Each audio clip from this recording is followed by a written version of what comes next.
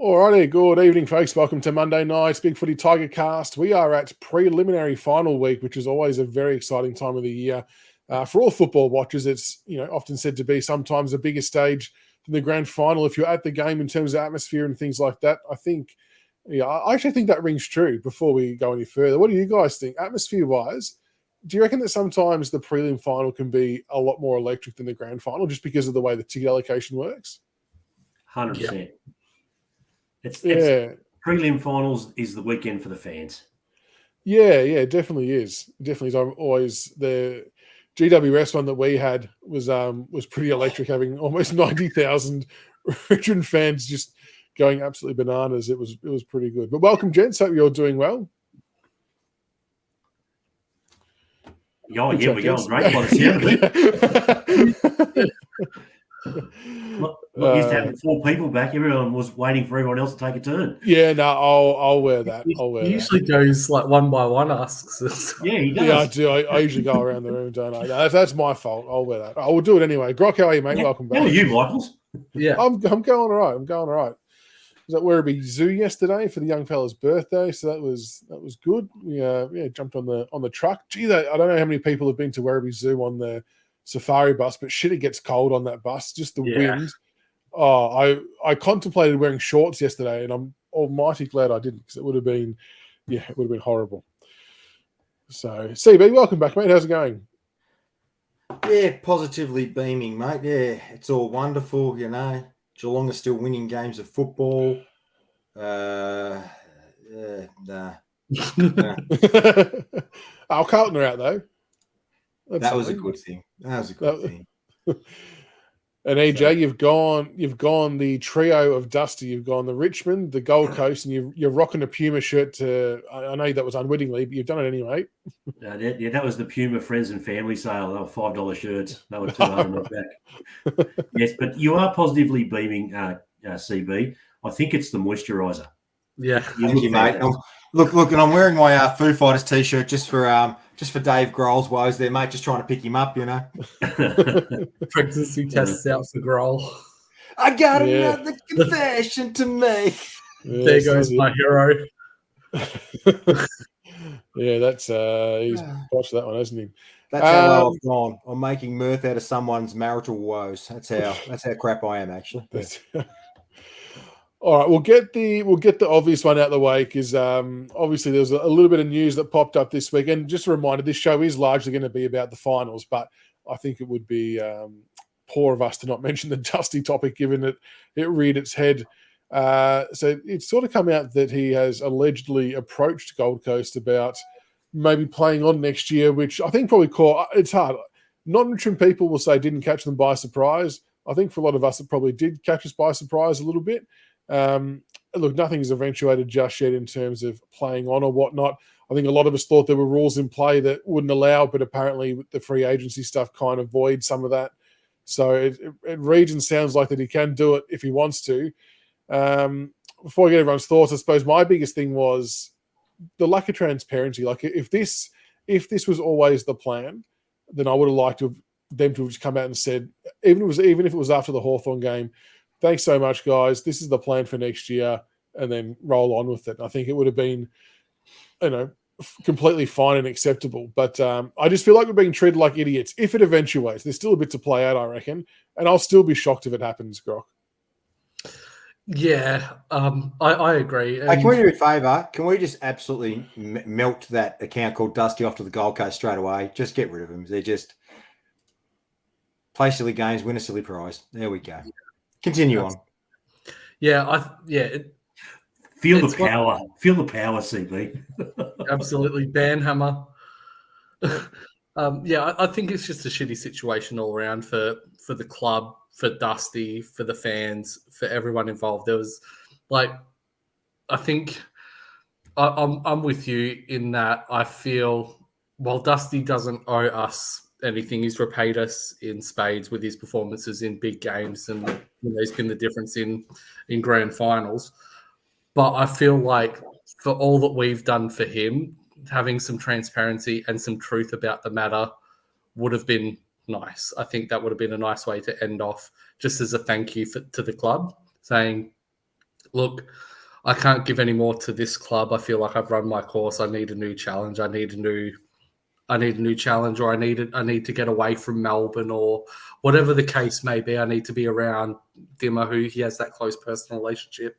Anything like that, I think we could be like, okay, well, that sucks, but okay, thank you for your service. But for him to go through the celebrations for his 300th game, and then, you know, the retirement, that build up all week of Dusty retiring, and, you know, the guard of honor and everything at the game, for him to then say 2 weeks, 3 weeks later, I might go to the Gold Coast and play on next year.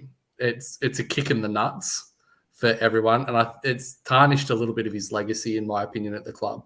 Like, if he does go, you look at the players that have done it from, you know, in the 80s, Reigns and everything like that, as opposed to KB, Richo, Campbell, all of those greats of the club who stuck fat, the esteem that they're held in. I think Dusty's probably damaged the legacy that he's left if he does go to the Gold Coast. Hey, Michaels, can you smash they them as well? Bye-bye.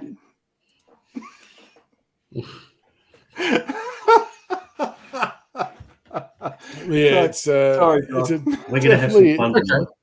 It's definitely an interesting scenario, isn't it?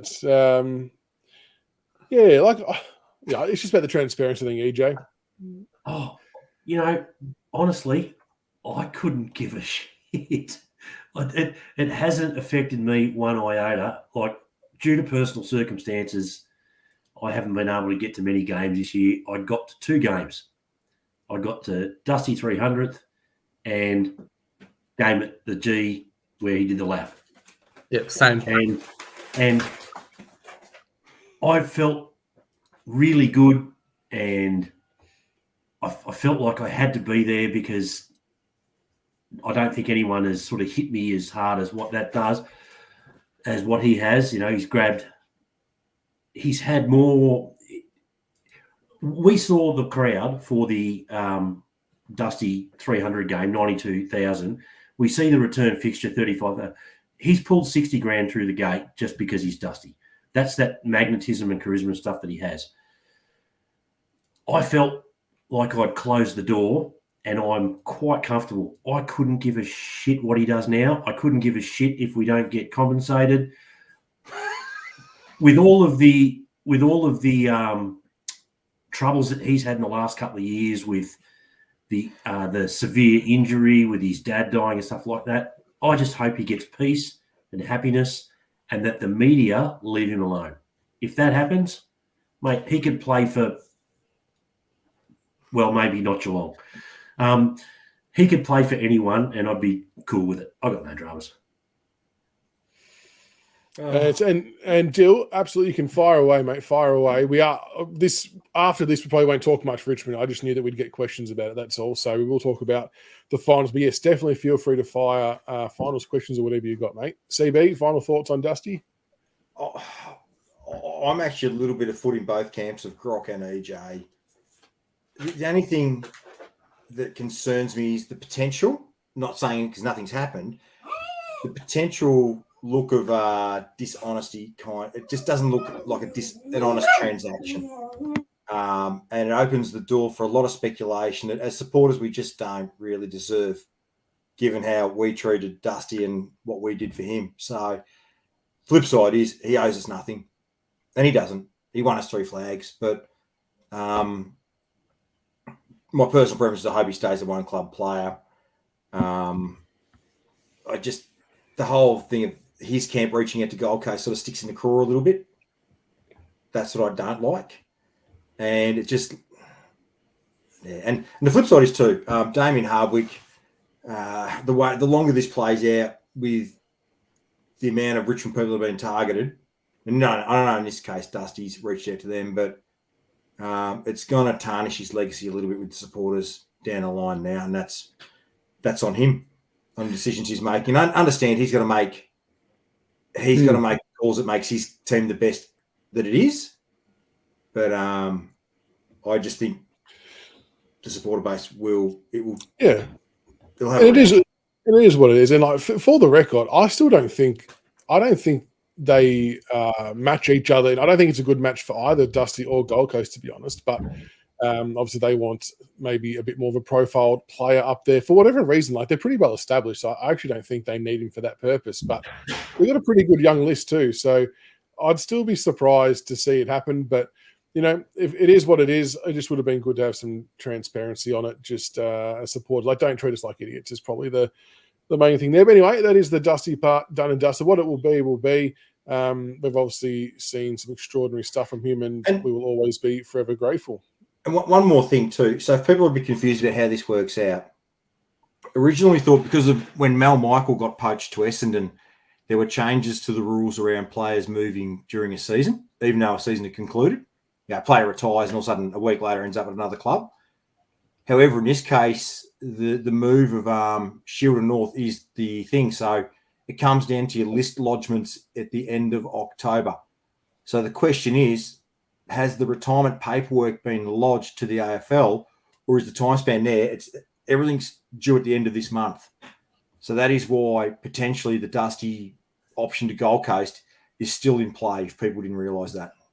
And Studi, I disagree. He's 34. His body's cooked. They've got, I would say, comparatively more talented players and more youthful players on the upward trajectory on their list. I actually think it could be a bit of a detriment to play him ahead of some of their players. So I actually don't think it's the match made that people assume it was on paper. But anyway, it is what it is. That aside, though, there was two absolutely cracking games of football on the weekend just gone. We've gone from having arguably the worst first week of finals in history to one of the best second week's finals in history. It turned around massively. It was quite extraordinary. First game was on the Friday night, Port Adelaide against the Hawks. The Power getting up by 3 points. This was a really interesting game because watching it, I kind of felt like that Port Adelaide were very much the dominant team from almost start to finish in a lot of ways, but they were just never able to pull away and build that big buffer into the margin. It just kind of kept the Hawks in it. And to be fair to the Hawks, they had plenty of chances inside that last couple of minutes. I mean, Sicily missed an open goal. He probably just rushed himself a little bit, hit the post. I think Dylan Moore hit the post as well. But I mean, credit to Port Adelaide for holding on because, we have obviously spoken about some of their fragile mental state in big finals, but they held on in front of their home crowd, Grok. But the Hawks, there's definitely still a lot to like about them. Yeah, Port just stifled Hawthorn's game plan. Like, you see the way that Hawthorn have played over the last 13, 14 weeks, it's really worried the opposition. The fast play on after kicks, through the corridor. Port just denied him that corridor space, manned the mark, and Hawthorn struggled with it. To be fair, the Hawks nearly pinched it at the end, but I thought Port Adelaide played really well when it mattered. And Hawthorn, when they had their chances, just didn't capitalise like they normally would. So yeah, that's one of the best games of the year. Comfortably, EJ. Mitch Georgiades popped up with 3 goals. We've kind of sung his praise a little bit in recent times. I've really liked him since he come back in. And when you compare that performance compared to what Charlie Dixon offered up a week prior, and even chalk and cheese. If you're a Port fan, you'd be pretty rapt with how Georgiades went in that game. Oh, yeah, 100%. I mean, I know we've talked here, in previous years about maybe, he'd be a good one to get over. I love him. He's that kind of he's not a key forward, but he's not a small forward. He's that hybrid type. He moves really well. He's got good jukes. He's normally a good set shot. There's a couple of, dodgy ones there. But unlike some other players, that he will at least compete and turn up at a level. And I was actually talking to someone else about a couple of players from another club in regards to your delistings and stuff. I love players that what you're going to get. Not everyone in your side's going to be an A grader, but I think Georgiades is better than just a bottom 6 player. But you know what you're going to get, and I love that, especially come finals time. And CB, Kenny Hinkley obviously threw around the magnets a little bit with Houston and Farrell out, putting who did he put? Burgoyne sort of back to the half-back line. And I think it was maybe a career high, 25 disposals, 9 marks, 2 tackles. I thought he played for such a young player, he played with a pretty cool head on him. Career best game. and what a time to do it. So yeah, the faith he got showed by Hinkley was huge. Yeah, no, tremendous, and he's quick too. I will say this on Ginnivan and the Wizard, I really like watching them play. For the record, I actually enjoy watching them play and the energy they bring to the game and the crowd involvement. I actually quite enjoy their work, for the record. So, and what's his name? The Wizard cranked up 3 goals, and they were excellent goals too, for the record. So. Who I reckon Hawthorn have found one there with that kid. And can I just say, maybe another stellar finals performance. They probably could have used Kaczynski more than Chol. He did okay, but didn't set the lights out. With the Wizard, okay, he was shit. He brought the ball to ground a little bit. It wasn't his finest hour, but the Wizard, I'm kind of with you. I love watching him play. He's a super talented footballer, but I don't like the playing for free kicks, the rising the arm up like what Selwood would used to do. And I know it stands to reason that if they're going to pay it, the players are going to do it. So I get that. I just think that he could elevate himself to another level if he got rid of that stuff a little bit. But he's a clutch player, so I really like him. Now, the other big topic to come from this game was obviously the exchange post game with Ken Hinkley and Sicily and Jack Ginnivan on the back of Ginnivan's post earlier on in the week on, who was it, Brodie Grundy's Instagram post saying, "I will see you in 14 days," indicating they were going to bypass Port Adelaide with ease. What did you make of it, Grok? I'll go around the room for it. I personally didn't mind it as long as there was no, proper abuse or racial slurs, anything like that. As long as there was nothing over the top said, it was just about you not getting on the next flight. I think it's fair play. If you lead with your chin, you're going to get hit. Absolutely, and Ginnivan has made a name for himself of being a bit mouthy on field and off field. That post, I mean, looking back at it now, I believe Sicily came out and said that he's regretting that post, and hindsight is a wonderful thing. They lost, but if they had have won, everyone would be celebrating. He knew what he was doing, this and that. I think I'm with you in regards to Hinkley. I really don't think, as long as it wasn't anything malicious, turnabout's fair play. If you're gonna give, you need to be able to receive. And I don't think Ginnivan. I think the Hawks have been a bit precious about this. And then I'm not sure if you found, if you guys have seen it, but not long after the game, or might have been the following day, Watson's piped up on social media and told someone who was talking about the incident to suck his dick. So it's like they definitely need some social media training down at the Hawks there. Yeah, on Instagram. Yeah. So definitely need some social media training. Just switch your phone off, lads. After you've lost the final, I reckon. Just cool your jets a bit. EJ, what did you make of the?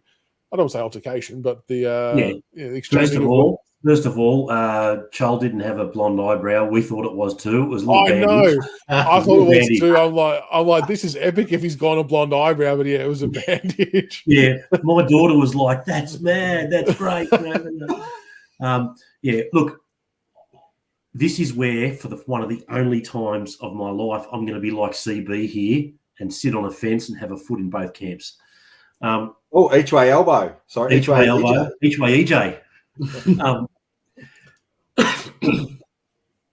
The Hawks have stuck their head up a fair bit, and Ginny's one of them that does it a lot. And you stick your head up and you cop a whack, you got to cop a whack. But Ken, mate, you're a 60-year-old man.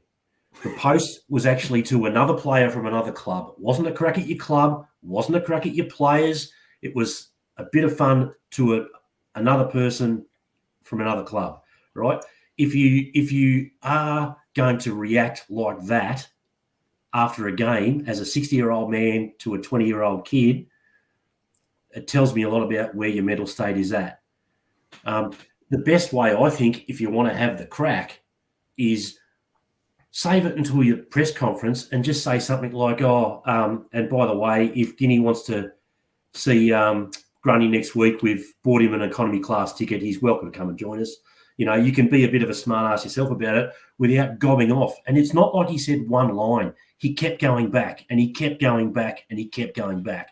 That's not a good look. Yeah. But the AFL with a 20K fine, mate, sometimes situations happen. Just let it lie. Say, everyone calm down. Don't do it again. Move on. The 20K fine was a load of... Now, is it a suspended fine or he's actually copped the fine? He copped it, I think. I don't think it was suspended. 20K. Tom Rockcliffe, of all people, was in an argument with someone on Twitter about this, and he brought up a couple of photos of Chris Scott and a few others having a crack at players at various stages. Yeah, during the game, and they got suspended fines. So nothing was ever... He's Mafia, though. I mean, come on. Yeah, true. Did you see Hinckley's press conference afterwards, or the interview post game, and when he was asked about it? Yeah, you could tell that he was secretly proud because he said, "I shouldn't have done it. Probably shouldn't have done it. Probably." He said the word "probably" like 4 or 5 times. Wasn't definitive about it. You could just see that shit-eating grin on his face as he was talking about it. Deep down, he was probably proud of it. Yeah, I think your point, EJ, is probably accurate in terms of if you had just said the first line, look, you're not getting on a plane next week, and left it at that, probably okay, bit of banter, move on with it. But I think you're right. It was the continuing jabs and the back and forth. He should have been smart enough to step away then. I think that's what he'll regret the most. Ladies, the club that gave us Lee Matthews, the ultimate thug in football, Don Scott, thug, Pip Domenico, thug, Dermot Burton, thug, all good players. Clarko right? Punching holes in coaches' boxes. Clarko punching holes in walls, right? We're talking Luke Hodge. Saint Luke Hodge. Okay, the drink driver thug who put Adelaide's player through a post at one final. Sam Mitchell, the injecting his arm at Essendon players during a game. Mr. Sanctimonious. These Hawthorn guys clutching their pearls, stick it up your jumper. Seriously. Look, not condoning what Ken did, but come on. It was just an overreaction. It could have all been sorted. And, yeah, honestly, I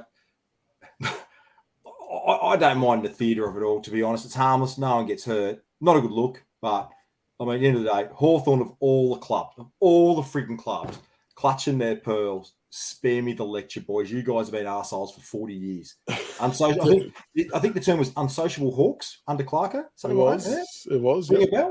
So let go of the clutch, let go of the pearls, boys, and just move on. And I heard the sledge from Kenny. It was more like Sicily, more like Missily. You've been working on that all day, have you? That's my best Kenny Hinkley. You got to give it time. Oh, dear.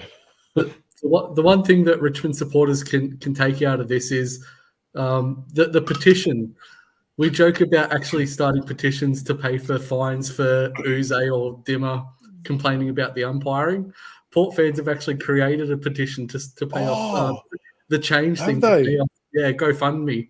Wow. They've created a GoFundMe page to pay off Ken Hinkley's fine. What's it up to? How much has been covered so far? Last I saw it was up to like 1,800 and something. So we had 4.5 Centrelink checks. They've actually created a GoFundMe to pay off Hinkley's fine. Oh, apparently it's been cancelled. It's just a bit over $1,000, 3 packets of Winnie Blues and a 6-pack of Woodstock. Jeez. Wowee. I like the idea. I like the idea for the fans. That's a good initiative. Yeah, there we go. A bit of theatre in that game. It's funny, isn't it? The media and that always talk about wanting to see characters in the game and not be so robotic. And the moment a couple of players step outside that line a little bit, they all get crunched for it. So anyway, the second game was equally as impressive. The Giants are up against the Lions, with the Lions winning by 5 points, 15-15, 105 to 15-10, 100.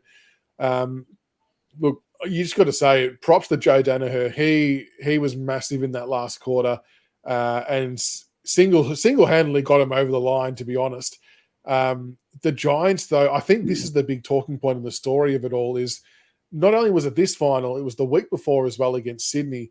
So the two combined finals, I think they were leading for almost like 240 of 250 minutes and lost both games, which 250 minutes and 33 seconds they were in front for across the two games.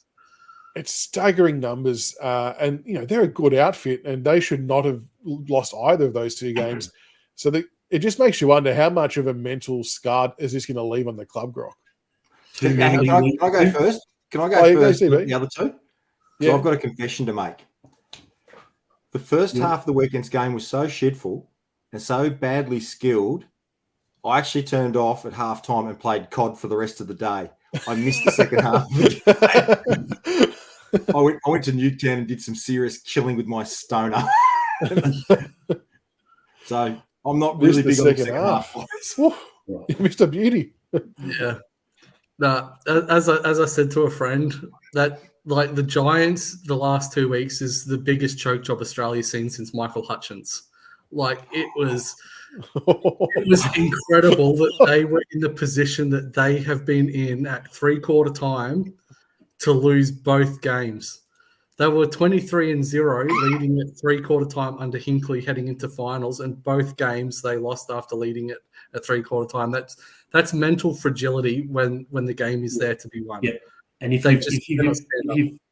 you've shown mental fragility against Brisbane of all teams, that's a real sign. Because I see RFC, we've been having a going back and forth on thing about Fagan. It wasn't a masterful coaching performance. GWS just stopped and choked. Both weeks they stopped playing the game plan they played for the first 3 quarters and shut it down. They were moving the ball in waves and they were carving 44 points up. And then what did you say earlier on today, CB? Brisbane, how many goals did they kick from the 20-minute mark of the 3rd quarter? I say a lot of things, mate. Yeah. Well, they've kicked. I went down. They've kicked 11 goals in the second half. You know the they've kicked 11 goals in the second half. But here we are with Brisbane at half time. The old early Lions yips were in full swing again. They were 4 goals 10. Right? The thing is about Brisbane, they've got, in my opinion, they're the best list left in the whole thing. They've had one of the best lists for years now. Yep. If everyone plays to the top of their game, they should win the flag. They've got the best mix. They've got the best mix down forward.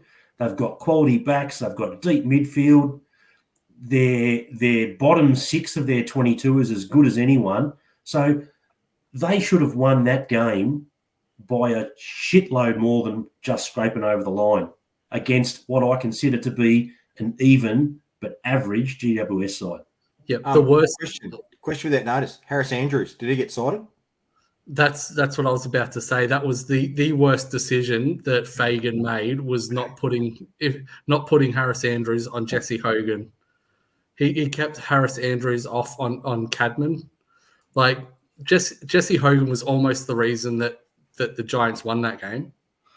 And even commentators for 3 quarters were saying, why are you not putting, Brisbane coming out and saying that Andrews was stiff not to make All-Australian because he's the best defender in the league. Well, why are you not playing him on the opposition's best forward? That was a huge oversight. CB, do you mean cited for the elbow on Caniglio? Yeah. With the contact with on Caniglio. Incidental. I don't think so. I don't think anything's come out from that. I think the other thing to come out of the game was apparently Lachie Neale in a moon boot. So not sure if that's just precautionary or what the full story is there. But I agree, Grok. I was sitting there watching, just saying out loud, any danger of Harris Andrews going to Hogan. Like I just couldn't believe it didn't happen, because Hogan kicked 5 goals and Toby Green popped up and kicked 4. For me, there was still the biggest question mark over Brisbane, and I hate to put this to one individual, but Eric Hipwood is a potato of the highest order, and I just struggle to see them going all the way while he is in the side. Mason Cox, they can. If they get off to a good start, they can. But they need to kick a couple of goals early, and if he kicks one early, he'll be right. But everything for Brisbane is above here. Yeah. Yes. Hipwood's also a better player when he pushes up the ground. When he parks himself in the goal square and wants it on his head, he's next to useless. But when he actually uses his agility and mobility, he's somewhat decent. It's just he prefers not to work hard. When he plays that Adelaide Tom Lynch role, that connector. Yep.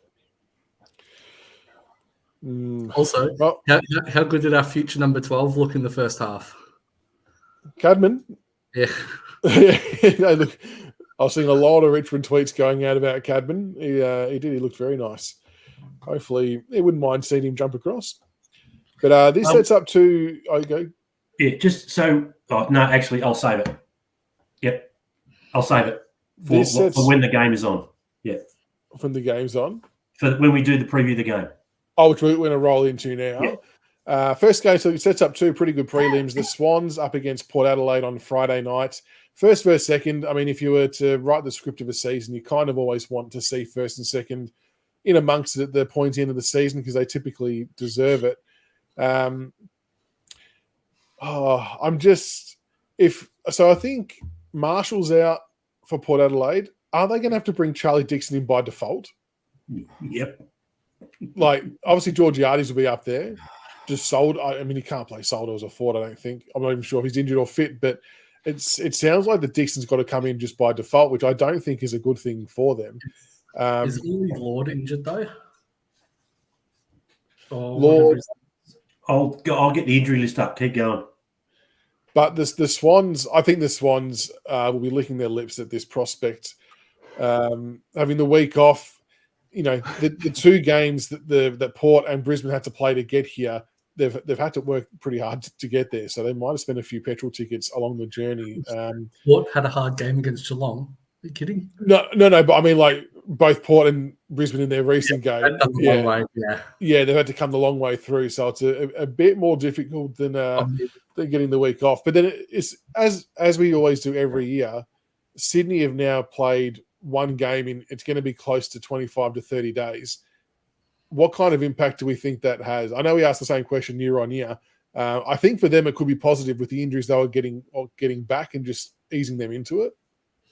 Yeah, I mean, you look at the Port and Hawthorn game. I believe both teams had 80 tackles plus or close to it, which is a pretty heavy game. It's a lot of pressure. It's a lot of tackling. It's a very physical game. So there's no doubt that a couple of the Port players are going to be sore. Butters there's question marks on Butters and how fit he's going to be. Horn Francis, I believe, not sure if that was a cramp or a hamstring or anything. So there's no, there's question marks on him. I definitely think that Port's going to go in a little underdone, and Sydney with that week off is definitely going to benefit Sydney, no doubt.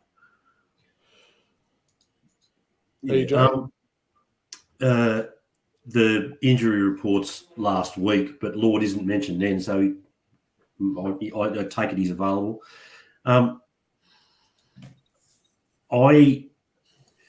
My concern for Sydney is their forward line.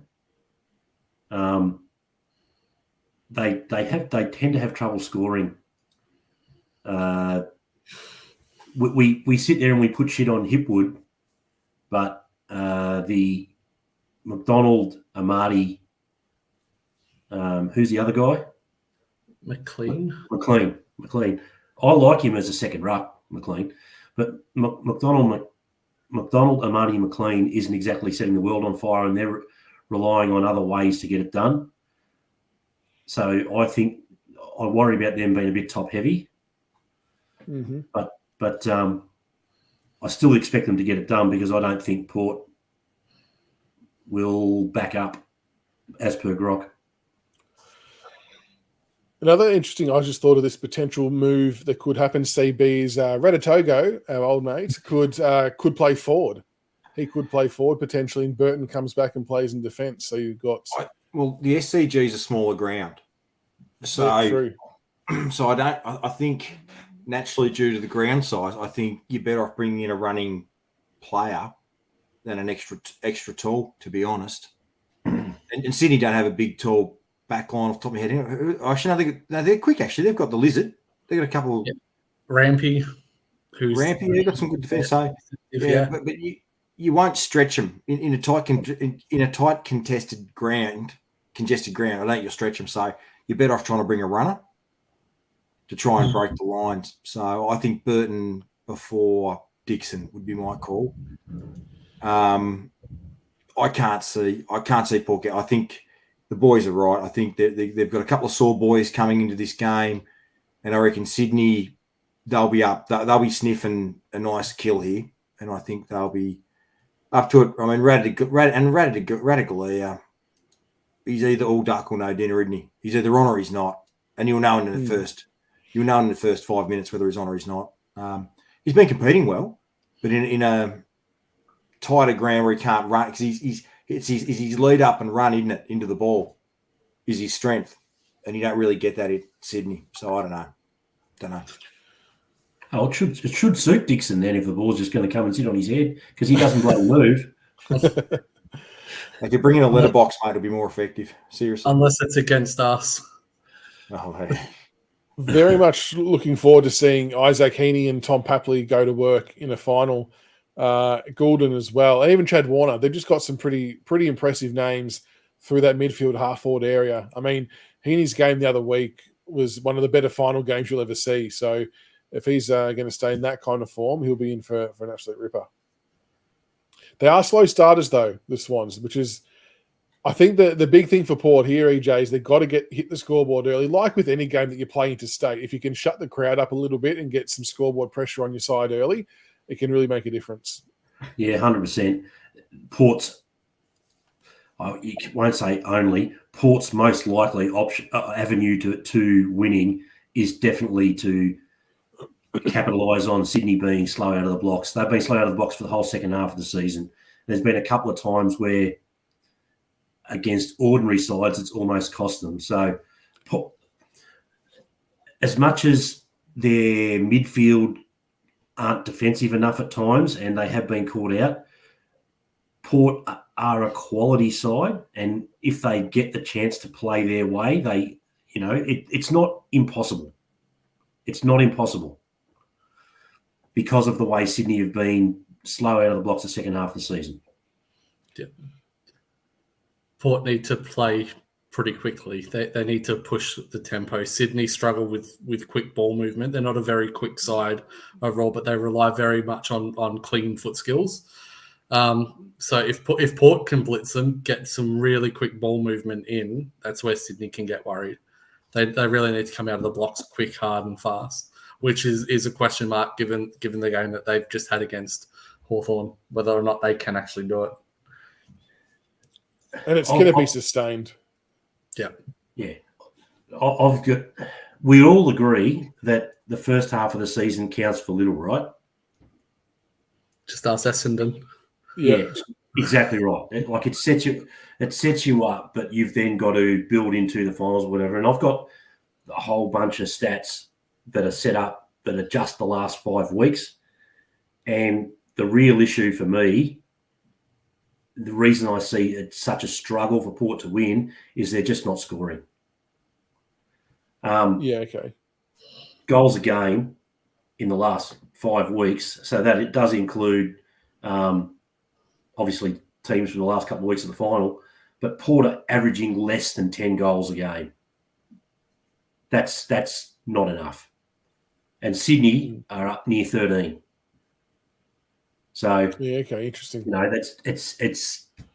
That's where I struggle to see Port getting it done. Yeah, fair enough. On the smaller ground, if Sydney make it a contest, which they're going to want to do, Port will have no chance, especially with how banged up they've been. The worst thing they can do is have contest after contest. And Sydney are a lot more accountable in that phase of the game as well. Yeah. Fred, I will come back to this question at the end about who the number one pick could be. We'll do that right at the end. Second game, we've got the Cats up against the Lions, 3rd versus 5th CB down at at the MCG. They'll be spewing about that. They would have loved one at GMHBA. But, it's again, the Cats have got, you would say they've got some older bodies that were probably keen for a bit more of an extended rest. How do you see them stacking up against the Lions who, honestly, when you're 44 points down midway through the third, you're spending a lot of petrol tickets to get that margin overturned in a quarter and a half in a final. I think Geelong's going to dish out a vicious beating, if I'm honest with you. I can't see. You reckon? You're going to touch them up? I think the way Geelong physically bashed Port Adelaide, I think Brisbane as well, they're going to get bashed. And the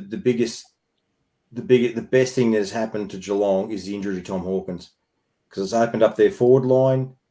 They're faster, they're quicker, they're direct, more unpredictable in there, and it is absolutely it's paid dividends second half of this year, getting Hawkins out and opening up that thing. What's his injury status? Is he any chance to return? Is he in calculations then to be a consideration? That's the big discussion going on in Geelong right now, and it's been all over radio this morning whether or not he comes in or not. I can't remember who it was. Might have been Tom Stewart said that he doesn't think that Hawkins comes in. So well, that's one of the LG. There's your gospel. That'll do. Yeah. I think it would be an extraordinary move to play him because, like you said, CB, the way they've actually got their forward line functioning is a lot more dynamic and dangerous. And going back to having him there, it could be counterproductive, and it could just throw too big of a spanner in the works at the most important part of the year. If they make it to the grand final, though, guaranteed they pick him for his last game. Good evening, Hilda, from the Northern Territory. Good evening, Hilda. Oh, indeed. Nice. But yeah, Head says Geelong as much as I hate to say it. Like, I really don't want to down here through another bloody grand final week with Geelong, just blue and white everywhere. Muppets on the roads with their Geelong flags flying. Like, I just don't want to see it.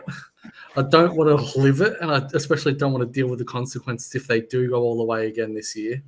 But I think Port Adelaide have the right mix of game plan.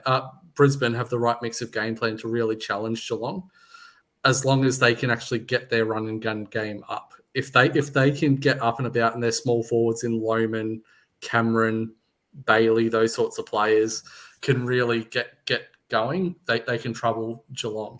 And of course, put fucking Harris Andrews on Jeremy Cameron. It's an interesting matchup, isn't it, EJ? Because it kind of feels like the Brisbane do have the tall defenders to match the Cats' forwards in a lot of ways. It's not going to be too one-sided, but then, yeah, do the Cats have enough coverage to cover those small forwards that the Lions have? Well, will the small forwards and the Lions turn up? You can't rely on Jeremy Cameron. Charlie Cameron. I've got Jeremy Cameron on the brain now. What's his name? Joe Danaher. No, not Joe Danaher. The Cam Rayner or Charlie Cameron? Charlie Cameron. Thank you. You can't rely on Rayner. You can't rely on Cameron. You can probably rely on Bailey to a certain extent, right? I think Lohman's got the chops. He's proven that he's going to bomb his on a regular basis. How was his selling of candy for that kicker when he played on and sold candy and ran a bit closer? Anyway, carry on. Yeah, Chutzpah, he's got it. Again, look, if I look at the last 5 weeks in these two sides, their clearance numbers are pretty similar. Their crowning numbers, Geelong a slight edge. That makes sense to me. The shots at goal, they're less than a shot difference. Brisbane are having an average of 29.4 shots versus Geelong 30.2. But here's the thing. Geelong's goals and behinds, they're averaging 16.6 to goals, 12 behinds. The Lions, 11 goals, 8, 15.8, 11.8 goals, 15.8 behinds. It's that bloody accuracy again. And it's all up here. No coach. It's not up to the forward coach. It's not up to the main coach or whatever. It's in your head, because when they're playing against poor sides and there's no pressure, they kick like millionaires. It's when the pressure's on, they go to water. They need a psychologist, not a forward coach. Yeah. They need Emma Murray. That's what they need. Yeah. The two biggest question marks for Brisbane going into the game are, as you mentioned, the accuracy and the MCG factor. We know what their form is like at the MCG, their track record. if they want to be a decent side going forward, and they're a good side. I wouldn't say they're a great side, but if they want to be a great side going forward, because they do have a relatively young core group of players coming through who still have a chance to be in their premiership window for the next 4 or 5 years, they need to start being able to win at the MCG. Yep. So you said you're right. They're a good side, not a great side, but they're a great list. And that's the frustration with if Brisbane turn up and everyone plays at over 90% of their capability, they will win the game. Because if the 23 players from Brisbane play at their level and the 23 players from Geelong play at their level, I think Brisbane's mix is better.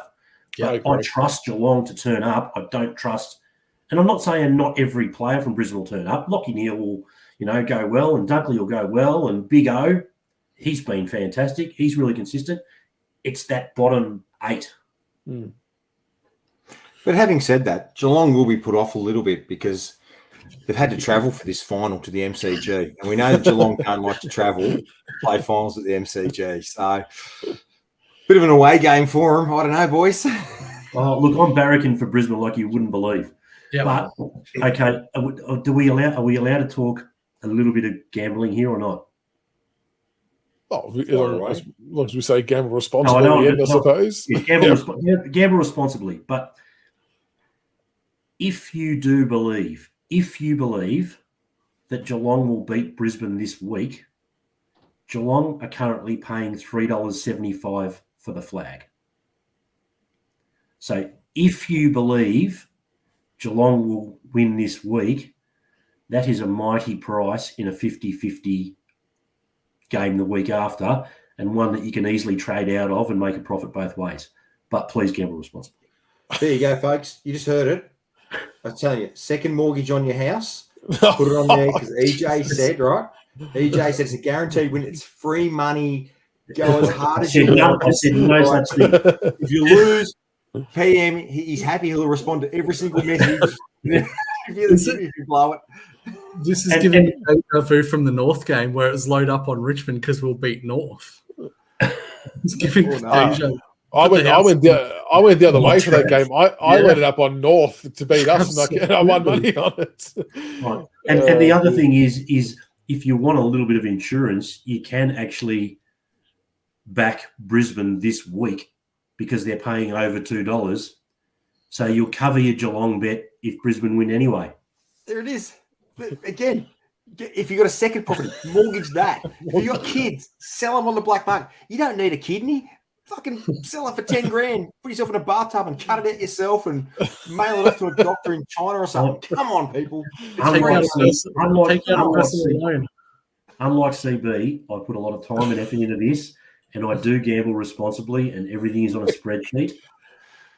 I'm just putting the scenario. If you think Geelong will win this week, it's probably not a bad play to make. That's all I'm saying. Andrew sold his car. Travis has sold his kids. How frustrating is it that the only Victorian side left is Geelong? Like, I don't even want to pin our hopes on them. Anyway, that's. So, what are we thinking? It's going to be another Sydney Geelong Grand Final, or Sydney and Brisbane? Are we kind of? I suppose it sounds like we've inadvertently discounted Port Adelaide. Yeah, Sydney and Brisbane is my dream scenario. Connor Williams, you could have got good money for that cat in Springfield, Colorado. Just saying. Sorry, I'll shut up now. I've gone a bit too far. Diggs just sold his 15k PC. I shouldn't have opened my mouth. Yeah, no, Sydney Brisbane for me is the most palatable grand final option. Yeah, and I wouldn't mind either side winning. I'd love to see Brisbane win the flag because they've been a good side for so long without being great, and I know it's in there. And I wouldn't mind seeing Sydney win, except if I could just get, a mysterious virus to go through either Papley or Zorko so that they didn't get medals, but the rest of the players did. Apart from that, I'm fine. Welcome, McGregor. We're on the Swans bandwagon on the Swannies. I want Port Adelaide, Brisbane Lions. Port. Yep.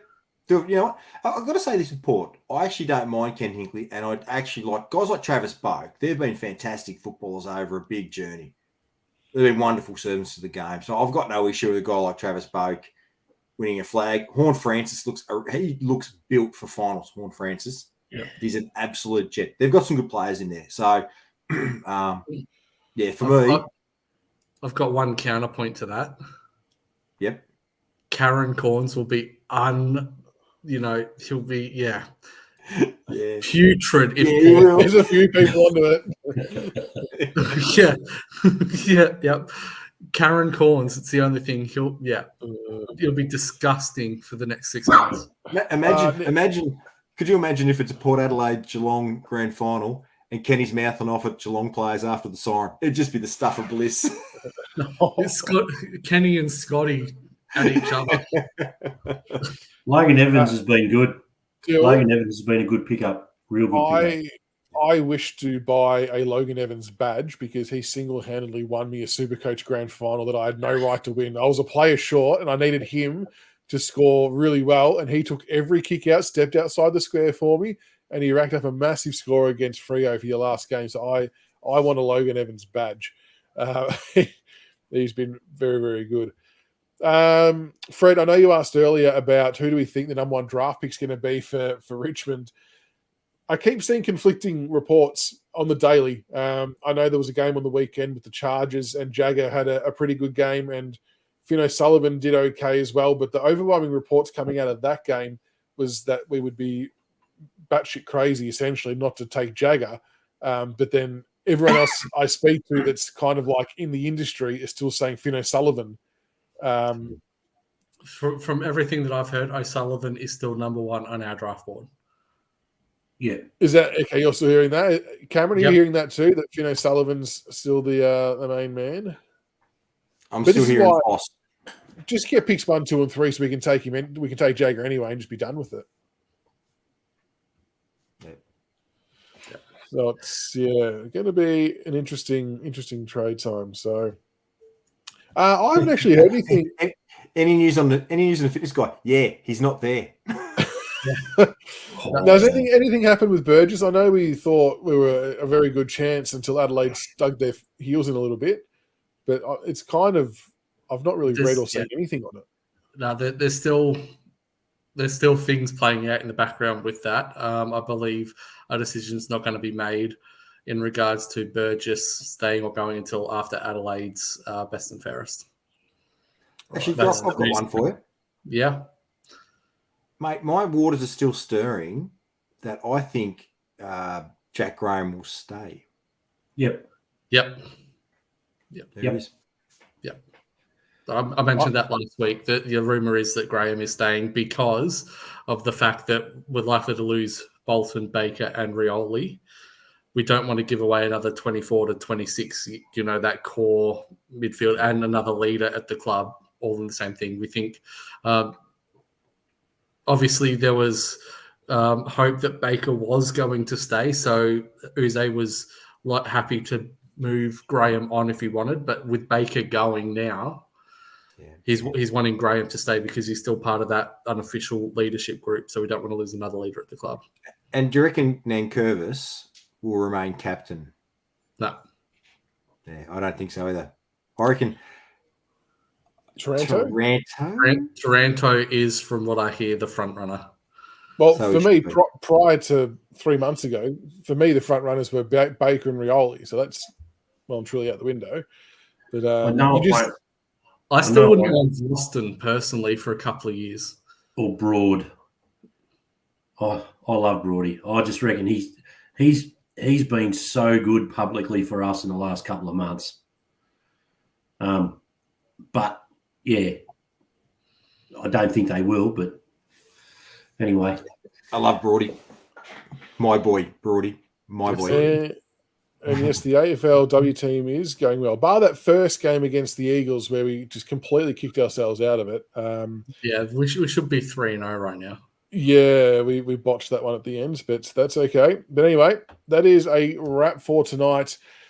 looking forward to prelim week. Obviously, annoying that we're not participating, but hopefully we get another 2 games like we did last week because they were very, very, very good to watch. So, good luck to anyone who's following one of the teams playing. Hopefully, your team gets up and it's not too stressful. Hopefully, you get tickets if you're able to go.